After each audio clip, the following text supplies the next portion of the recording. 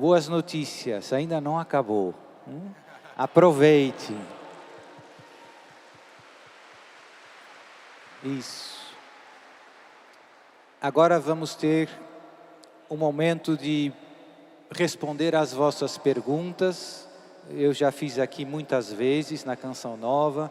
Eu sempre gosto de responder as perguntas das pessoas. E pedi ao Danilo para passar a mensagem. Ele recolheu um montão de perguntas, se deitou tarde, vendo tudo. E eu pedi para ele também para ir colocando uma a uma e para organizar tudo. Confio nele, é um bom menino. Isso, força, Danilo. Vamos lá. Foram muitas perguntas. Então algumas estão... Talvez a sua pergunta esteja contida nessas perguntas que eu vou fazer de uma maneira resumida, né? Mas eu tentei pegar o máximo de perguntas que foram se repetindo para que nós possamos esclarecer. A primeira pergunta, Padre Duarte, é esta. Hoje em dia está muito na moda falar das pedras de Santa Idelgarda.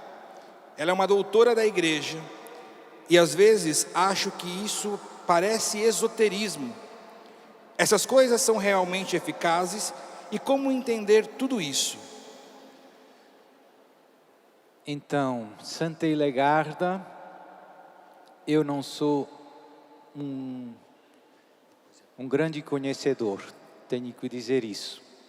É uma grande santa do século XII. É uma dessas santas que fez um montão de coisas. Era monja, beneditina, era mística, escreveu muito e também era artista, poesias, música. Escreveu obras também de, hoje chamaríamos medicina natural. E há alguns anos atrás, o Papa Bento XVI proclamou ela doutora da Igreja. Por isso é podemos dizer, uma grande santa. Tem outros santos, quando ela é um pouco parecida com outros santos. Tem outros santos que também escreveram sobre muitas coisas e fizeram muitas coisas. Por exemplo, um que eu conheço um pouco melhor é Santo Alberto Magno, o grande mestre de São Tomás de Aquino. Santo Alberto era era uma enciclopédia. Escreveu sobre um montão de coisas, sobre biologia, ciências humanas. Pronto, mas não afastando da questão, a questão das pedras de Santa Idelgarda está dentro desses escritos dela, em que ela escreveu sobre temas ligados a remédios para curar doenças. E eu vejo que nos últimos anos tem um grande entusiasmo por esses escritos dela. E eu tenho alguns bons amigos que também são grandes entusiastas dos remédios de Santa Idelgarda, e algum deles tem testemunhos de pessoas que curaram algumas doenças com a ajuda dessas ervas, sobretudo são ervas, né? Eu diria que as ervas na antiguidade eram os remédios em geral. Não eram os únicos, mas a maioria dos remédios que se usavam em toda a história da humanidade eram ervas medicinais. E a Igreja nunca condenou isso. Tem propriedades naturais das ervas e de outros elementos naturais que produzem efeitos benéficos para a saúde. Isso não implica nada de supersticioso. Foi Deus que criou as coisas, e cada coisa tem as suas propriedades. E tem ervas e outros minerais, eventualmente, que produzem efeitos benéficos. Pronto, isso é um ponto importante. Segundo ponto, graças a Deus nós vivemos num momento da história no qual as ciências humanas tiveram um grande crescimento. Então hoje nós conhecemos cada vez mais esses efeitos e essas propriedades das realidades criadas. E por isso a medicina e as ciências médicas, por exemplo, avançaram tanto, porque nós percebemos a causa das doenças e percebemos os mecanismos de cura como nunca antes na história. E isso é algo bom, que de algum modo está presente naquele mandato de Deus, logo no início da criação, quando Deus diz ao homem, dominai a terra. Essa missão de continuar a obra criada. E, portanto, a igreja nunca condenou nem a sabedoria, nem o progresso das ciências humanas, nem a medicina. Temos grandes médicos que foram santos, a começar por São Lucas, que era médico. Agora vem o porém, o mas. Mas, esses livros que Santa Helegarda escreveu sobre esses remédios naturais, vêm das suas, penso eu teria que estudar melhor, estão ligados às suas revelações místicas. E aí, a primeira reserva que eu faço não é fácil às vezes nas revelações privadas e místicas distinguir o que vem de Deus e o que vem do homem. Às vezes os elementos sobrenaturais e os elementos humanos estão um pouco misturados. E isso vale para todos, não é? E a parte mais importante, Santa Helegarda foi considerada a doutora da Igreja pelo Papa Bento XVI, não tanto por causa dessas questões medicinais, mas pelas verdades que ela nos ensinou, digamos assim, que fazem referência à nossa salvação e santificação. É alguém que nos ensina com uma profundidade, com uma clareza, com uma luz, os mistérios da nossa fé e aquelas coisas que nos conduzem ao céu. Fé, podemos dizer, e moral. E por isso esses outros aspectos são muito menos importantes. E aqui vem já um fenômeno que eu noto, tem gente muito entusiasmada com a medicina de Santa Helegarda, mas que não quer saber do resto de Santa Helegarda. E eu considero isso estranho. Você não quer saber de Santa Helegarda para nada, mas está preocupado com as pedras de Santa Helegarda. E o que está acontecendo lá em Portugal? Tem congressos, hoje em dia tem congressos sobre a medicina de Santa Helegarda, e vai um montão de gente que não está aí que até, digamos, despreza um pouco a fé católica. E mais ainda, eu vou dizer mais, eu vejo em Portugal encontros sobre a medicina de Santa Helegarda que atraem muita gente que gosta, que está envolvida bem na nova era.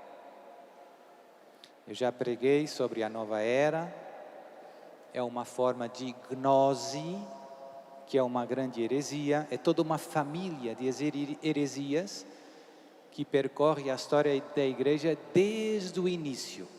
Já no Novo Testamento, temos, nas cartas de São João, em algumas passagens, já podemos entrever a heresia gnóstica, digamos que germinando.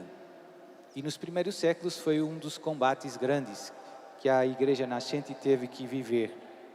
E o mesmo Papa Bento XVI dizia que foi a heresia mais insidiosa, mais perigosa de toda a história. Então, a nova era é uma forma de neognose, uma forma de gnose. A salvação vem pelo conhecimento, não vem pela graça de nosso Senhor Jesus Cristo. Não é necessária a cruz, não são necessários os sacramentos, não é necessária a fé. É uma questão de conhecimento, né? E depois tem duas classes de pessoas: os iluminados, aqueles que sabem como as coisas verdadeiramente funcionam, e o povão. Pois a igreja sempre combateu a heresia gnóstica. Para os gnósticos não há pecado, só há ignorância. Então eu vejo a turma da nova era muito empolgada com a medicina de Santa Hillegarda, e em concreto com o tema das pedras. Antes desta moda do interesse pela medicina de Santa Hillegarda, o movimento da nova era já tem algumas décadas, umas 50, 60 anos, mais talvez, e já eles usavam os cristais. É típico da nova era usar os cristais para efeitos espirituais. E a igreja, esse gênero de práticas, usar, por exemplo, um cristal ao pescoço para proteger dos ataques do demônio, a igreja sempre condenou isso como um amuleto. Por quê? Porque o cristal não tem a capacidade natural para proteger você do demônio. Quando eu espero de alguma coisa um efeito que essa coisa naturalmente não produz, isso implica algo de supersticioso. Guarde essa verdade. São Tomás de Aquino ensina isso. A Igreja Católica, às vezes, por exemplo, teve uma vez, eu já não me lembro, uma pergunta que fizeram no Santo Ofício, se determinado comportamento é supersticioso ou não. E o Santo Ofício respondeu, se espera um efeito que essa coisa não produz naturalmente, então há superstição. Se essa coisa produz esse efeito naturalmente, não há superstição. Qual é o problema das pedras? É que eu saiba, até a data, ainda não foi validado cientificamente que as pedras produzem o efeito medicinal que Santa Hillegarda alega.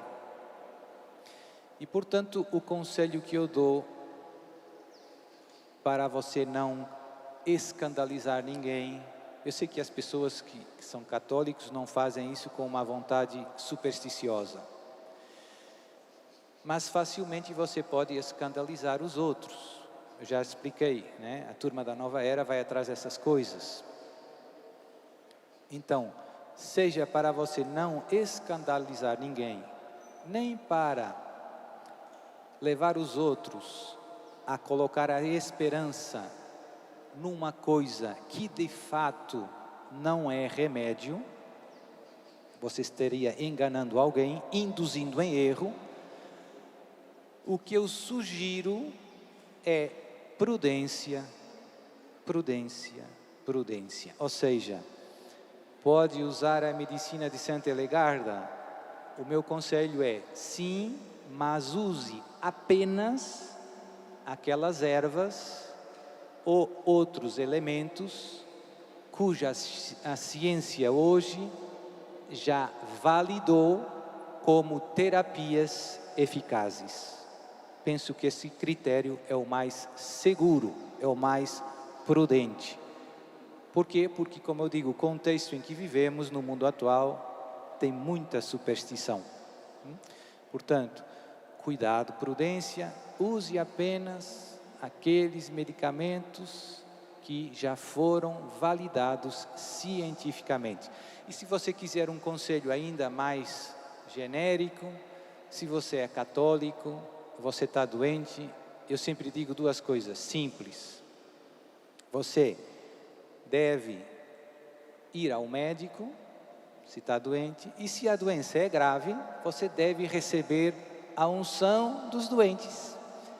Jesus nos deixou um sacramento com essa finalidade.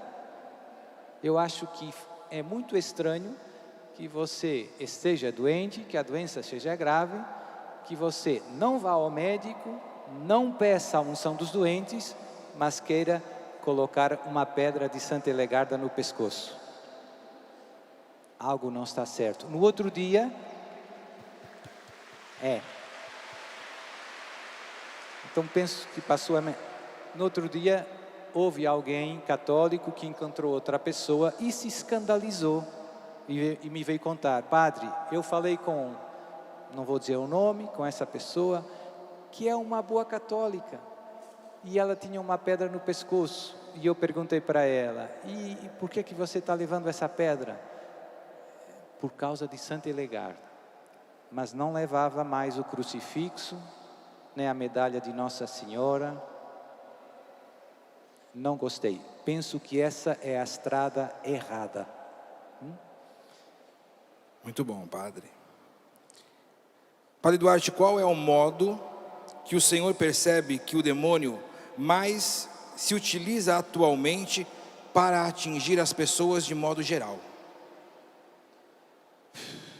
Então, aos exorcistas, as pessoas acabam sempre focando as perguntas e mesmo os eventos nas questões mais extraordinárias. As possessões, a libertação. A atividade mais perigosa do demônio é tentar o homem ao pecado. O maior mal, o único mal que nos pode roubar o céu se chama pecado mortal. E o demônio, aquilo que ele mais deseja é levar a você a cometer o pecado mortal.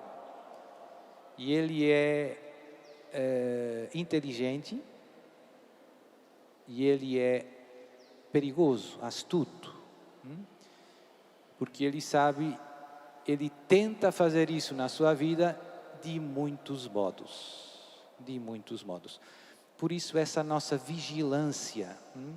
Pai nosso, como dizíamos, não nos deixeis cair em tentação. O pecado mortal nos faz perder a graça de Deus. Perder a graça de Deus é perder a herança do céu.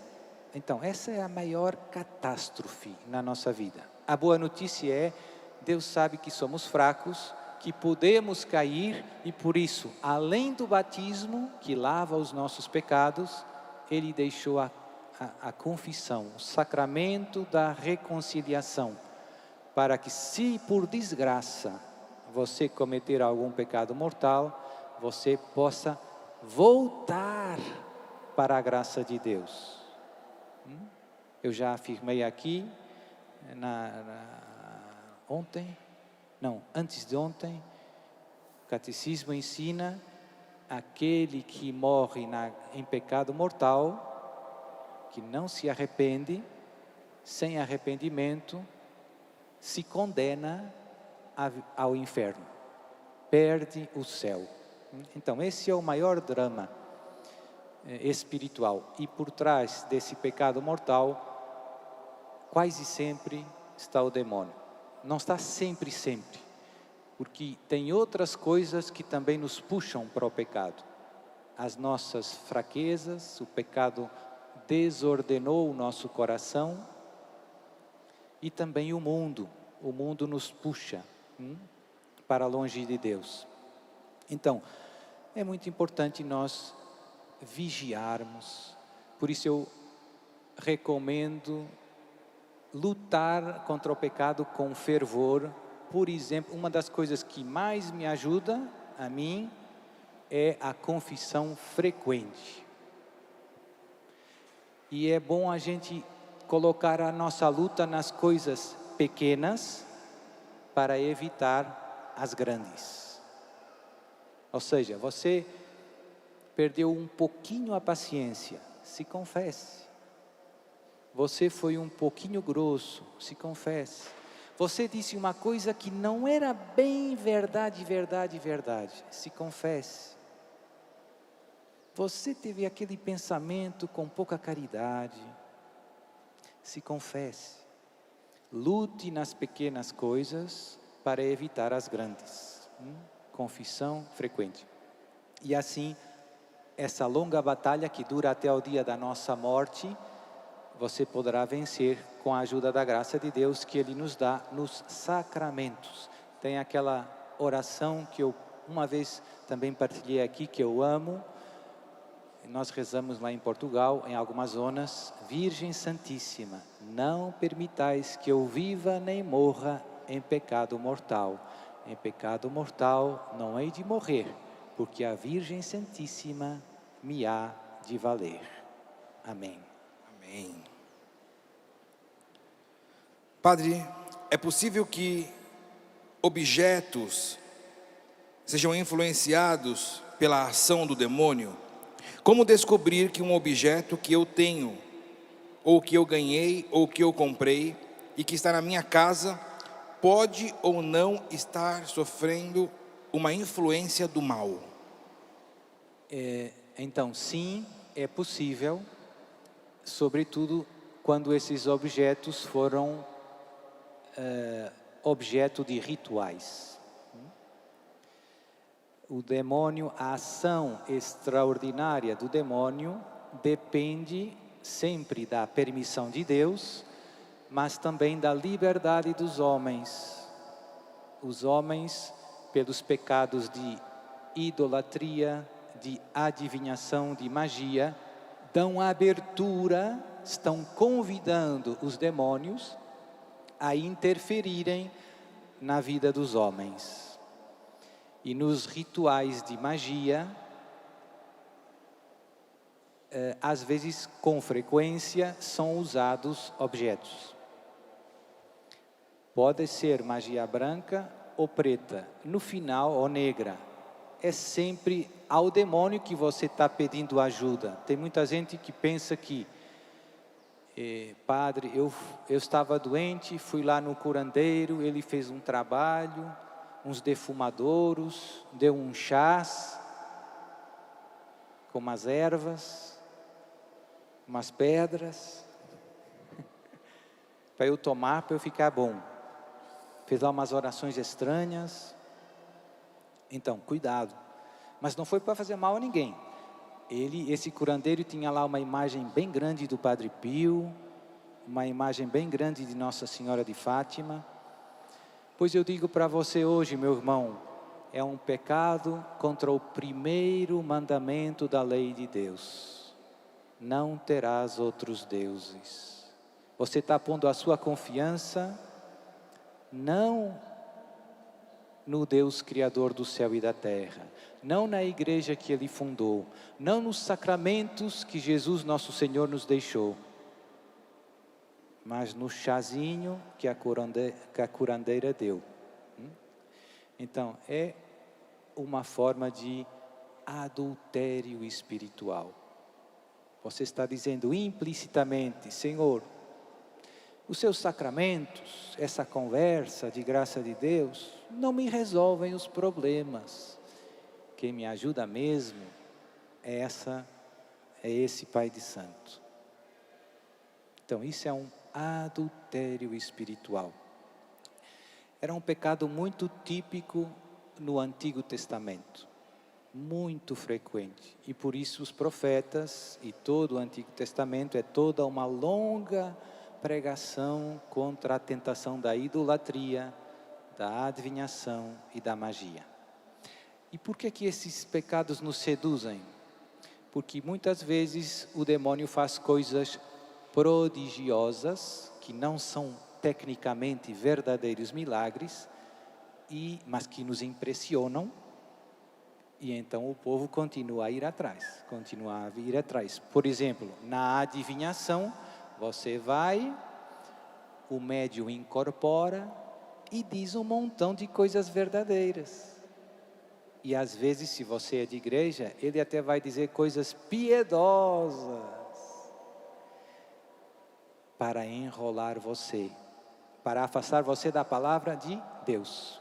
Agora quem guia você, a luz para os seus passos, não é mais a palavra de Deus, é a palavra do médium, que vai dizer que você tem que ir na capela e dar 5 voltas de olhos fechados, acender 3 velas e meia e fazer um montão de coisas que parecem religiosas, né? Para o seu pai finalmente estar em paz, não sei aonde. Então isso infelizmente entra muito fácil e o remédio para tudo isso é estarmos centrados no único Deus vivo e verdadeiro, o Criador do céu e da terra. E não darmos ouvidos para outras palavras e não deixarmos seduzir por outras propostas espirituais. Deus nos deu tudo o que precisamos para chegar ao céu. Já esqueci a pergunta, mas... Às vezes as pessoas recebem as coisas para identificar. Então, como é que eu percebo que um objeto foi usado em rituais e que está sendo causa de distúrbios? Pelos efeitos que produz. Então, vou dar algum exemplo prático. Às vezes, a maior parte dos casos dos exorcismos são pessoas boas, católicos não praticantes, que foram vítimas de um malefício, de uma magia negra, de uma macumba. E normalmente essas pessoas encontram, por exemplo, com frequência, esses objetos, essas coisas colocadas junto à sua casa, no portão de sua casa, ou enterradas no terreno de sua casa, ou nas escadas do seu prédio. Às vezes são presentes que vêm, comida, bebida, até coisas religiosas. Né? Já tem histórias de, por exemplo, de imagem de um santo que por trás da imagem tem um trabalho colocado. E como é que eu sei se esse objeto foi... Primeiro, se você encontrar algo de estranho, o que você deve fazer é rezar. Reze o Pai Nosso, peça a Deus que destrua e tranquilamente, sem dramas, se possível, queimar fora de casa, destruir pelo fogo. Às vezes não é possível, são coisas de metal, você simplesmente deita fora, tranquilo, não tem que ter medo. Segunda coisa, e tem gente que às vezes ouve essa minha explicação e então entra em pânico e começa jogando tudo fora. Porque o meu vizinho me deu isso, o outro deu aquilo, e eu penso que se não tem nenhum distúrbio estranho em sua casa, não tem motivo para inventar um problema que não existe. Padre, mas eu tenho dúvidas porque ela é uma pessoa do mal e está lá no trabalho e tem inveja. Se não existe nenhum distúrbio estranho, dê graças a Deus. E provavelmente é porque você está na graça de Deus, rezando e caminhando.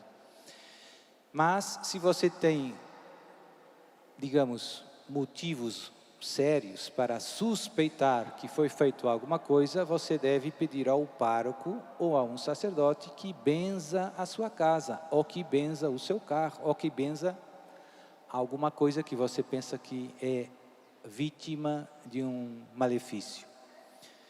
Mas eu insisto bastante aqui, porque as pessoas normalmente já se preocupam sem motivo. Não tem nada e você faz uma espécie de tempestade num copo de água. Não precisa. Você está inventando um problema que não tem. E acaba dando um montão de trabalho para todo mundo sem necessidade. Agora, por vezes começam a surgir distúrbios estranhos. Ou ligados ao local, ou ligados à pessoa. Pronto. Quando o ataque é contra uma pessoa, é só ela que experimenta os distúrbios estranhos. Quando o trabalho é feito contra um local, há várias pessoas que experimentam os distúrbios estranhos. E, seja no caso da pessoa, seja no caso do local, acelera bastante o caminho de libertação, perceber o que foi feito, pedido a Jesus depois que destrua, e, como eu expliquei antes, queimar o trabalho, né? E às vezes eu forço o demônio nos exorcismos para dizer o que foi feito, com o que foi feito e onde está, para podermos queimar. E é interessante outra coisa, quando as pessoas queimam o malefício, muitas vezes sucedem coisas também estranhas. Não pega fogo. Você coloca diesel ou álcool, não pega fogo. Então é estranho. E pois, quando pega, acontecem também coisas estranhas. Cores estranhas no fogo, às vezes até imagens tem volta, em vezes que as pessoas tiram foto e sai umas imagens, uma cara, um vulto, é impressionante. Portanto, e é isso, a gente percebe que foi feito um trabalho, porque são coisas estranhas, verdadeiramente. Então, se na sua casa não acontece, coisas estranhas são mesmo estranhas, né? Vou dar um exemplo ligado ao local. Houve uma vez um casal que comprou umas máscaras de madeira feitas em África, e lá em África também tem muitos rituais. Então, e depois na casa deles começaram acontecendo coisas estranhas. Barulhos estranhos, barulhos típicos são como barulhos no teto da casa, como se alguém estivesse arrastando os móveis, estalos estranhos, às vezes interferências nos sistemas eletrônicos, a luz, os aparelhos não estão funcionando. Então, não é que eu penso que está algo errado, é evidente que está algo errado. Depois chamaram o padre e, com a ajuda de Deus, começaram percebendo que foi depois que compraram essas máscaras que estavam colocadas na sala, que começaram os distúrbios e, por fim, destruíram as máscaras e tudo se resolveu. Então, às vezes, a gente só percebe pelos efeitos estranhos. Os distúrbios extraordinários do demônio sempre produzem efeitos estranhos, que são raros.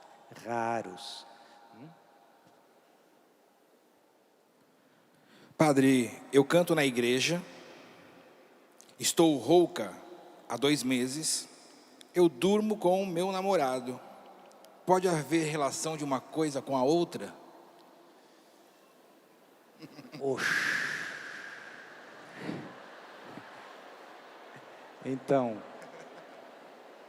Então, ainda bem que você está rouca e veio nesse acampamento. Porque Deus quer servir.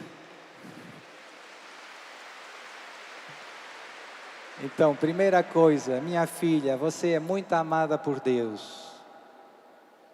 Mas, veja bem, viver maritalmente com o seu namorado, não estando casada pela igreja, é um pecado grave que faz aquilo que eu acabei de dizer, que é a maior das desgraças. Faz você perder a graça de Deus, faz você perder a herança do céu. Você quer ir para o inferno? Saia do pecado. Então, às vezes Deus permite, eu vejo isso muitas vezes nos exorcismos, mas não só. Às vezes Deus permite um grande sofrimento na nossa vida, no corpo, porque quer salvar a nossa alma. É isso. Deus permite uma cruz pesada para que você saia do pecado. E às vezes o mais triste é que nós não vemos, nós nos preocupamos, isso é um pouco universal.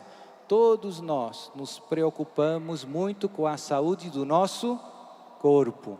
E esquecemos a saúde da nossa... Não está certo. Não está certo. E às vezes ficamos até zangados com Deus, mas Deus não me curou e tá. Meu irmão, a saúde do seu corpo é pouco importante. Uma pessoa com um câncer pode ir para o céu, sim ou não? Uma pessoa em pecado mortal pode ir para o céu? E tem santo que teve câncer e foi no céu? Tem. Então, temos que pedir a Deus que no fundo nos converta o coração, para dar a cada coisa a justa prioridade. Tem coisas mais importantes e tem coisas menos importantes. Quando você pega nas coisas menos importantes e coloca no lugar das mais importantes, não vai dar certo. Pedir a cura do corpo é uma coisa boa, mas não é a coisa mais importante. Posso pedir a cura do corpo? Pode. Posso pedir ao Ironi para rezar por mim? Pode. Posso pedir ao Roberto para vir almoçar à minha casa? Pode. Mas a coisa mais importante é cuidar da sua saúde espiritual. Espiritual. E agora mais um passo em frente. Eu vou dizer um segredinho para você. Só entre nós. Se você souber aproveitar essa doença, esse sofrimento, essa cruz que é tão pesada,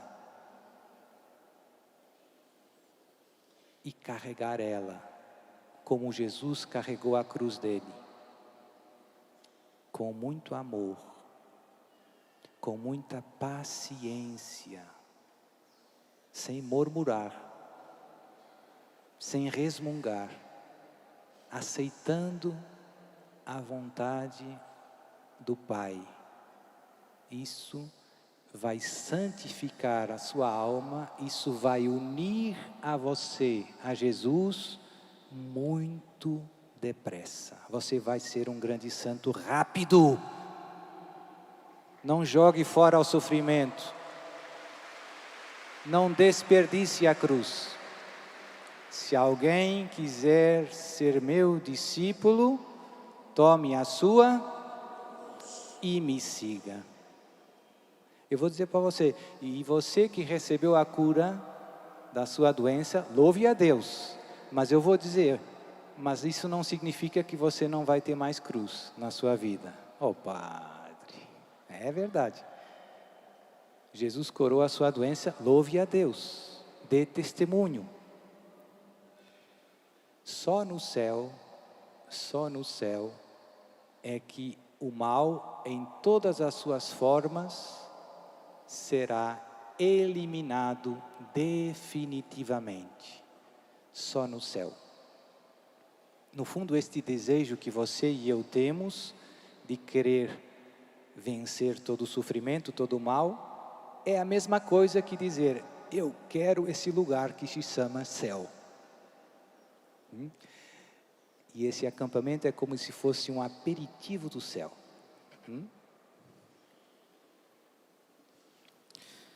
Padre Duarte, nos fale um pouco sobre a força do rosário contra o demônio e como podemos nos beneficiar da oração do Santo Rosário. Eu amo o Santo Rosário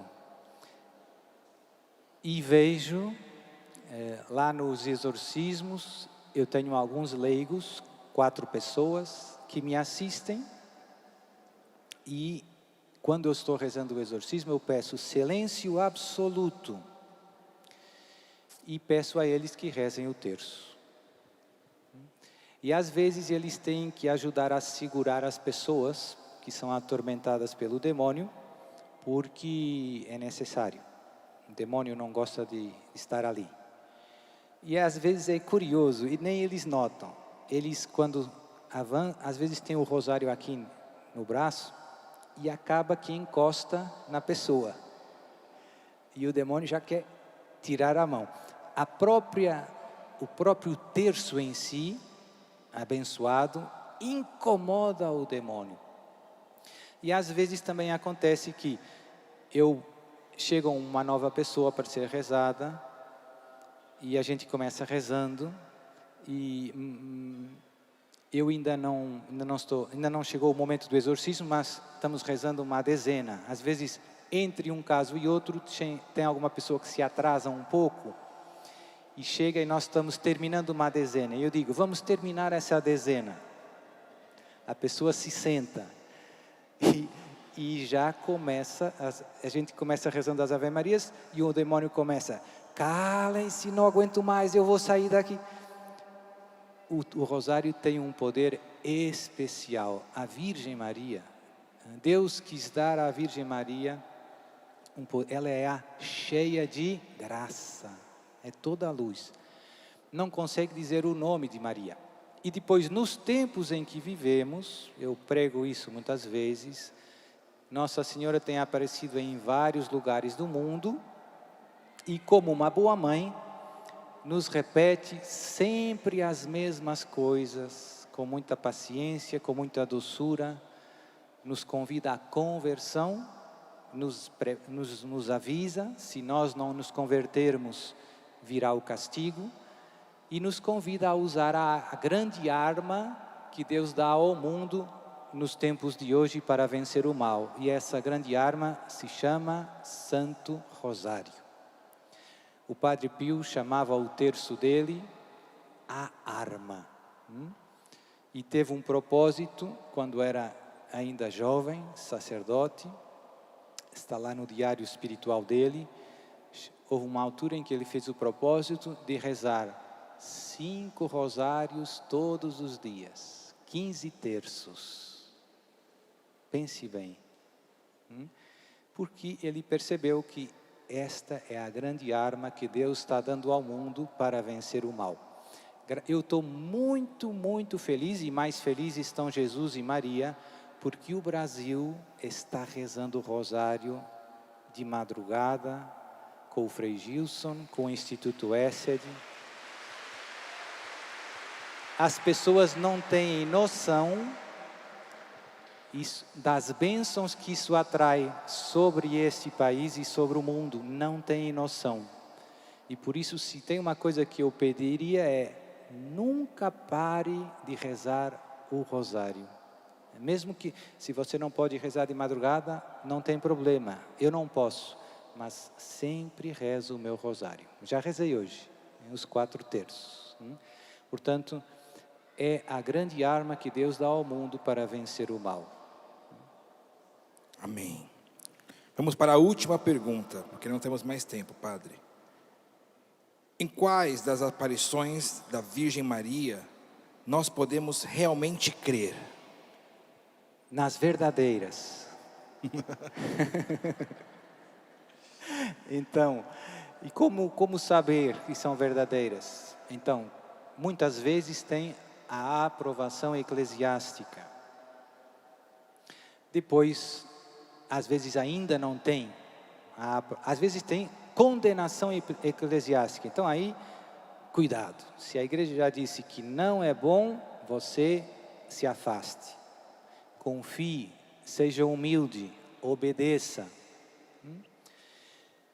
E pois tem muitas que a igreja ainda não fez um juízo final. Estão sob estudo. Então aí você deve ter prudência, ver os frutos, ver o conteúdo. Se você conhece a palavra de Deus, se você conhece o catecismo da Igreja Católica, você vê o conteúdo dessas mensagens, se está de acordo com a fé católica. Depois você vê os frutos também que produzem na vida.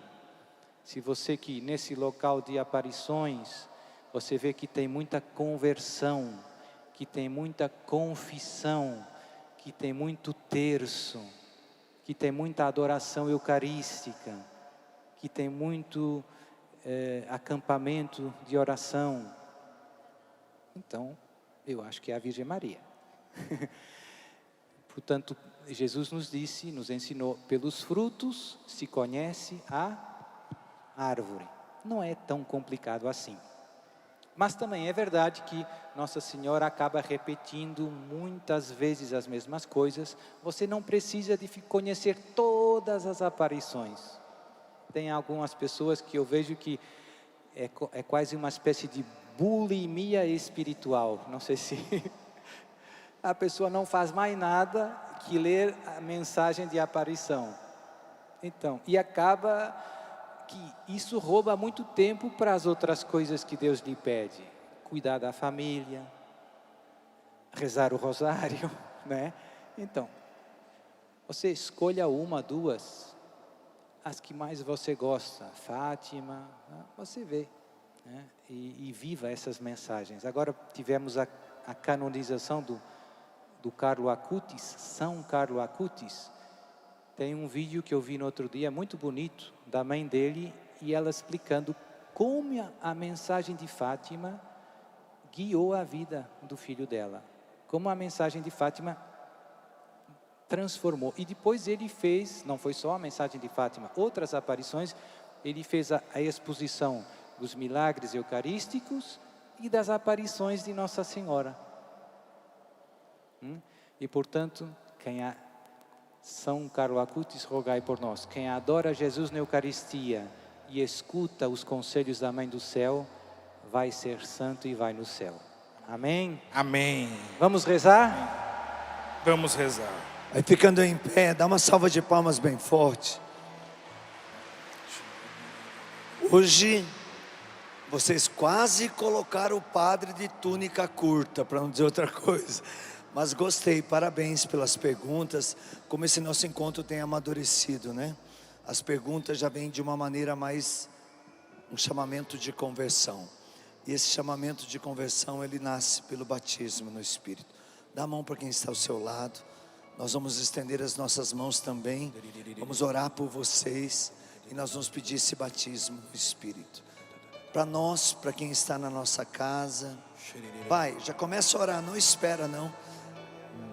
Para lutar pelo céu tem que aproveitar cada minuto. São Luís Gonzaga dizia: eu não quero perder um átomo da minha vida sem ser na vontade de Deus. Carlo Acutis dizia: eu estou pronto, Deus pode me levar quando quiser, porque eu aproveitei toda a minha vida com Deus. Vem Espírito Santo, vem selar todo esse encontro, vem selar toda essa graça, aviva as nossas almas, abrasa os nossos corações. Espírito Santo, alma da nossa alma, nós te adoramos, fazemos uma aliança de amor contigo, um ato de escravidão libertador, uma aliança matrimonial espiritual. Vem nesse encontro, vem nessa hora, por toda a autoridade da igreja que está aqui. Vem Espírito Santo sobre nós, nossa família. Faz-nos fiéis na alegria e na tristeza, na saúde e na doença, na vitória e no fracasso, sendo fiel à vontade de Deus até o fim. Venha o que vier, aconteça o que acontecer. Vem Espírito Santo, pois sem ti não podemos fazer nada de bom. Assim como a lua é para a noite, sem ela não tem luz. Como o sol é para o dia, não existiria o dia. Nós também Sem Ti, Espírito Santo, vivemos nas trevas. Sem Ti, não teremos um novo sol, um novo amanhecer, um novo dia. Mas agora contigo isso começa. Tu és para a nossa alma, o que a alma é para o nosso corpo, e por isso nós queremos ser submissos a Ti, ser possuídos por Ti agora. Vem com toda sorte de carícia, de orar e falar em línguas, de profetizar, de curar os doentes, de libertar os prisioneiros, mas acima de tudo vem com o dom da fé, Espírito Santo.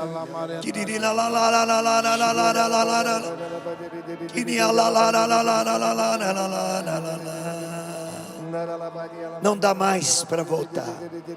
O barco está em alto mar. Esse mar é Deus. É o mar, um rio de água viva. É o mar das misericórdias. O barco somos nós, a igreja de Jesus Cristo.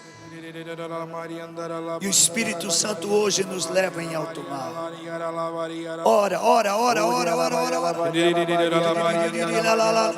Eu vejo uma restauração da igreja muito grande. A começar naquilo que João Paulo II nos ensinava.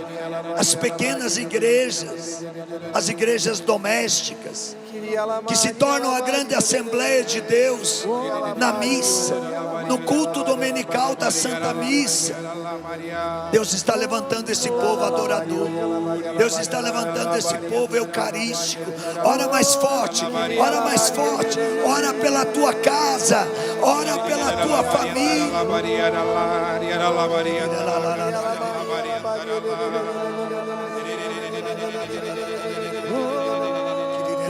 Pedimos o Espírito Santo sobre a nossa cabeça, sobre a nossa mente. Coloca as tuas mãos agora sobre a sua cabeça. Peça que o Espírito Santo agora venha com a sua luz, iluminando os teus pensamentos, retirando da sua mente, dos seus pensamentos, da sua memória, tudo aquilo que não vem de Deus. Batiza, Espírito Santo, as nossas cabeças. Renova, Espírito Santo, a nossa mente. Renova, Espírito Santo, o nosso modo de pensar, de raciocinar. Bloqueia, Espírito Santo, todas as seduções do mal que chegam através da nossa cabeça, dos nossos pensamentos, os sopros que o mal faz para nos seduzir através da nossa memória, das nossas fantasias. Vem, Espírito Santo, renova-nos, Espírito Santo. Solta com mais força, com mais intensidade a sua voz.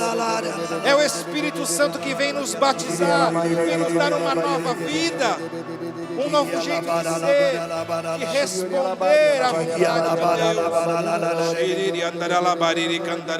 Deus. Você vai estender sua mão agora em direção onde você acha que está a sua casa.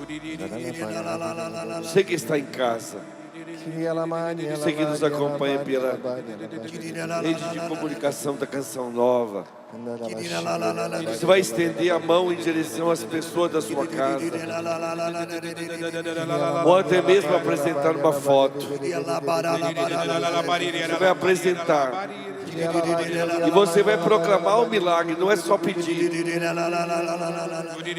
você vai proclamar a libertação dessa pessoa que está no vício, afastada, que tomou um rumo, uma estrada errada da vida, que está no caminho de pecado. Você esteve esses dias todos com o coração na mão, pesarosa, pensando nessa pessoa, o que fazer. Santo Pio de Pietreutina dizia que nós damos pouco trabalho para os anjos. Pede agora, Jesus, manda um anjo lá em casa agora. Manda um anjo. Peço por intercessão do príncipe da milícia celeste, São Miguel. Manda agora um anjo para tocar essa pessoa. Que esse anjo se una ao anjo da guarda dessa pessoa que eu amo. Que esse anjo se una agora para a libertação. Fale o nome da pessoa que você deseja a libertação. E peça de todo o coração. Anjo do Senhor, se una ao anjo da guarda dessa pessoa que eu amo. Tira-o da prisão, tira da droga, tira do pecado, tira do coração endurecido contra Deus. E eu já quero visualizar essa pessoa louvando a Deus, se confessando. Diga em nome de Jesus, eu verei essa pessoa convertida, porque eu creio na palavra do Senhor. Crê no Senhor Jesus e será salvo tu e tua família. Jesus, eu não sei como, mas o Senhor vai cumprir essa palavra. Essas pessoas da minha casa não ficarão sem salvação. Aleluia. O inimigo não será vencedor na minha casa. Jesus é o Senhor da minha família. Amém. Deus está te dando uma autoridade espiritual muito grande sobre a sua casa. E como Josué, você vai dar um brado de vitória, dizendo: eu e minha casa serviremos ao Senhor. No 3, todo mundo. 1, 2, 3 e... Eu e minha casa serviremos ao Senhor. As mulheres, vai mulher, no 3, 1, 2, 3. Eu e minha casa serviremos ao Senhor. Os homens, 1, 2, 3. Eu e minha casa serviremos ao Senhor. Agora toda a família, você representando toda a família. 1, 2 e 3. Eu e minha casa serviremos ao Senhor. O Senhor está libertando.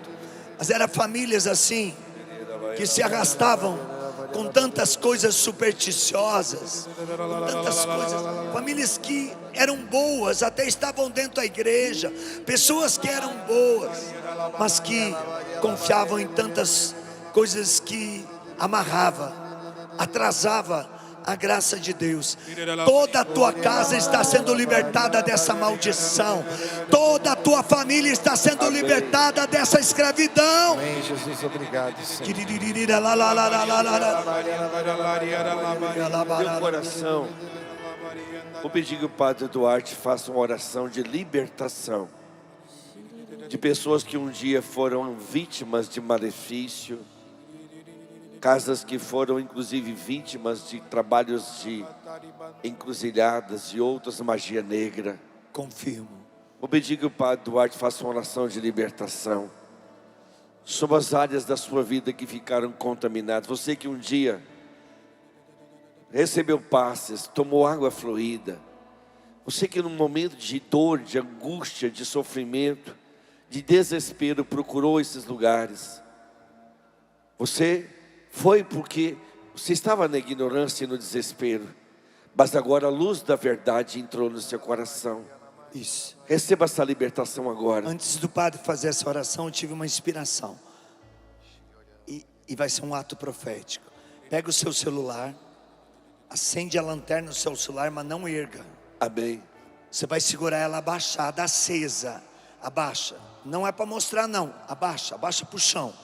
Aponta essa luz para o chão, deixa ela acesa.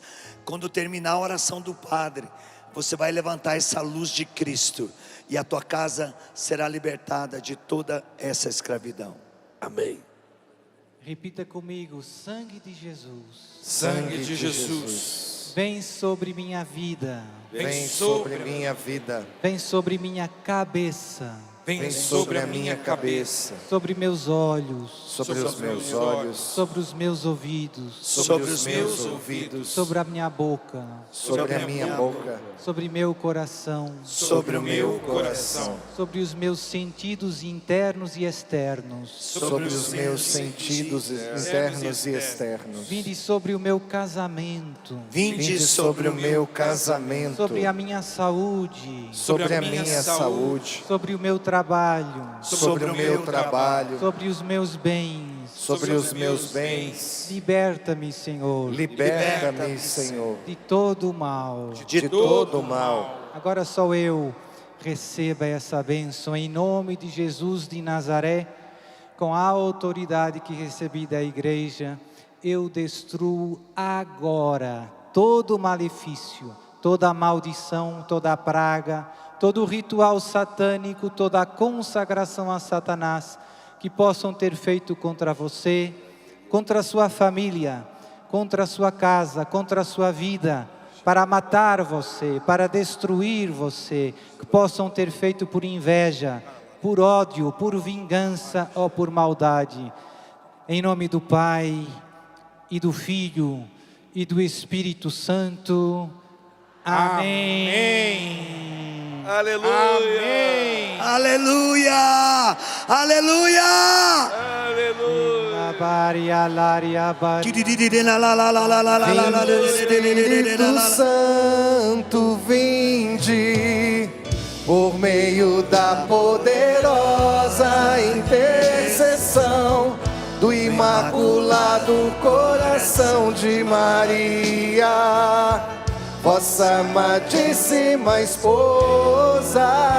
Vinde Espírito Santo, vinde por meio da poderosa intercessão do Imaculado Coração de Maria, vossa amadíssima esposa, vossa amadíssima esposa. Segura a lanterna lá em cima. Segura lá em cima assim. A moção que eu tinha antes dessa bênção é que nós víamos a luz. Nós estávamos na luz, mas havia muita treva, muito pecado, muita opressão maligna que escondia essa luz. E quando o padre deu a bênção, no final, todas essas trevas foram destruídas e surgiu essa luz que ninguém Amém. pode apagar. Amém. Que é Jesus, que é Jesus. Pode louvar a Deus. Isso, louva. Aleluia, glória a Deus. Amém. Se irmão Senhor estivesse aqui, e Ele está, porque profetas não morrem. Quando pensa que um profeta morre, aí que ele está vivo. Ele diria, impressionante.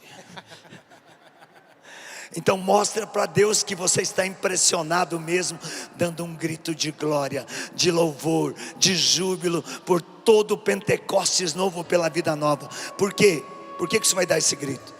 Porque Deus deu livramentos de morte, livramentos de acidente, livramentos de catástrofe, livramento de tantos males sobre você e sua casa hoje. E é motivo de louvor, é motivo de júbilo, é motivo de alegria. Ou santos ou nada mais queremos ser. Ou santos ou nada, ou santos ou nada mais. Força! Ou santos ou nada mais queremos ser. Ou santos ou nada, ou santos ou nada mais. Você cantando, ou santos ou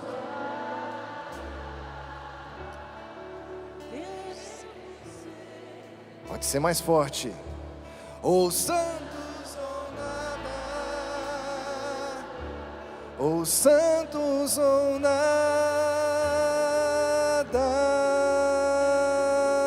mais. Pode aplaudir.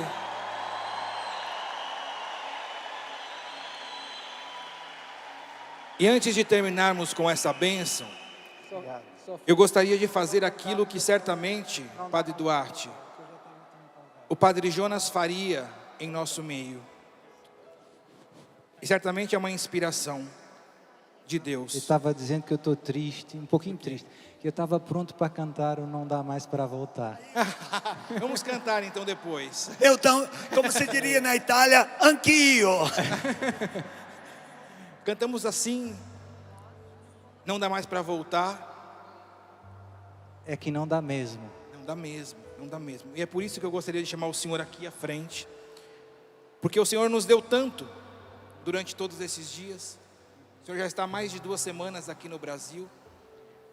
E nada mais justo agora, nesse momento, do que nós podermos retribuir toda a doação de vida que o Senhor deu um pouco para nós nesses dias aqui. Ninguém mais do que o próprio Deus sabe das suas lutas, dos desafios que o Senhor vive, das necessidades que o coração do Padre Duarte tem. Ouro e prata nós não temos, mas o que temos e aquilo que nós aprendemos com o nosso fundador Padre Jonas, nós podemos lhe dar. E eu convido a nós, membros da Canção Nova, a fazer isso, mas a todo o povo de Deus agora, que você possa estender as tuas mãos em direção ao Padre Duarte e reza mesmo pelo Padre Duarte. Reza com todo o amor que você tem no seu coração por este sacerdote que é um predileto do coração de Maria. Peça para que o Senhor guie o seu ministério. Eu peço agora, Jesus, que o Senhor envie os teus anjos lá na aldeia de Jesus e que faça daquele solo um solo santo. Que a divina providência agora visite todas aquelas casas, aquelas pessoas que lá vivem. Espírito Santo de Deus, eu estou pedindo um novo batismo. Toca, Espírito Santo, a vida do Padre Duarte, a saúde do Padre Duarte, todas as intenções que ele traz no seu coração e que precisam ser tocadas por Ti, pela graça de Deus, pelo milagre de Deus. Solta a sua voz no Espírito agora e peça essa grande renovação espiritual. Que o inimigo não tenha forças contra o ministério do Padre Duarte. Que o sangue de Jesus agora proíba todo revide, todo ataque do mal sobre o Padre Duarte, sobre a sua família. Vem, Espírito Santo de Deus. Vem, Espírito.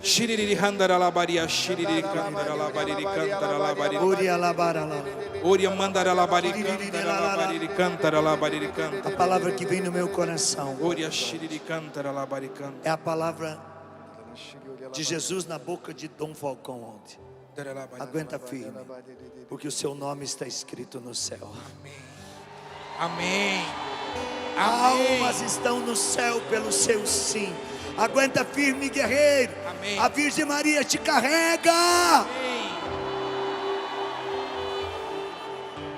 E nós só podemos dizer então uma coisa ao Senhor: não dá mais para voltar, Padre Duarte Lara.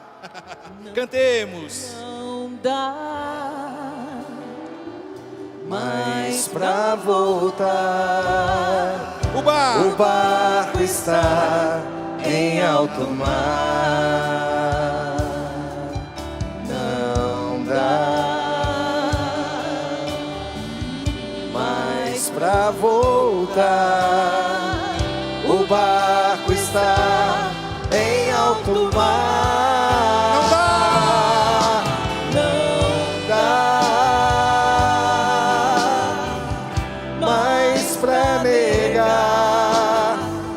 O mar é Deus e o barco forte que me leva pra frente. É o amor